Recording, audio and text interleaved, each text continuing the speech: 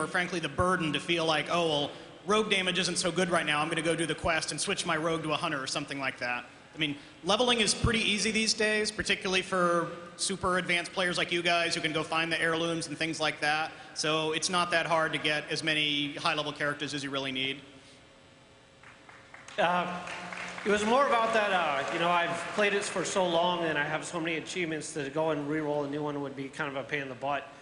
But I understand what you guys are saying.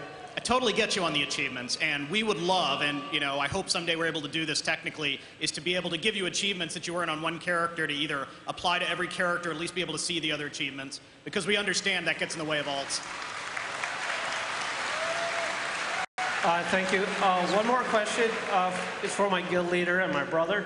Currently, I believe Druid healing at 85.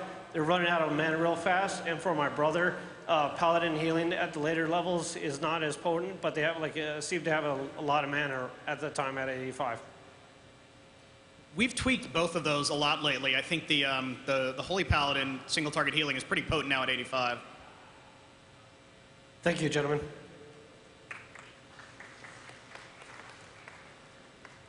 I guess I have to make a new question again.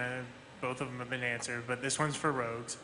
I guess it's about Banon's Guile. What's your guys' intent with that? It seems to be maybe like you do one finishing move on one and do another later, but right now it kind of looks like damage is low on, like, say, a Rupture, so you only really eviscerate still. And it also seemed to kind of take away from the target swapping that combat had by actually giving it some kind of real lead up. So what's the intent there?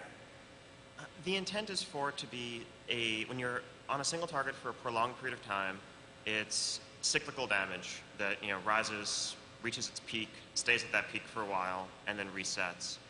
Encouraging and rewarding players for using their most powerful damaging abilities and other timers, cooldowns, trinkets, etc. when it's at its peak, and maybe holding off on them when it's the other end. In terms of target switching or multi-target situations, I think that with the change to Blade Flurry, combat is actually in a pretty strong place against multiple targets, and things like the new rogue ability Redirect also help when you need to switch from one target to another quickly. All right, thanks. And also Ghost Crawler, Thunder Against Cenarius wants to let you know there's an open-ended invitation if you want to chill with us. Right after this. I thought you were meeting somebody after this. I'm a busy man. Hey, so at the CLISM panels you had last year, you talked about racials. So they're a train wreck right now. I mean, we had people in our guild that were undead mages, and when you allowed re-speccing, or re-whatevering racing, haste versus underwater breathing.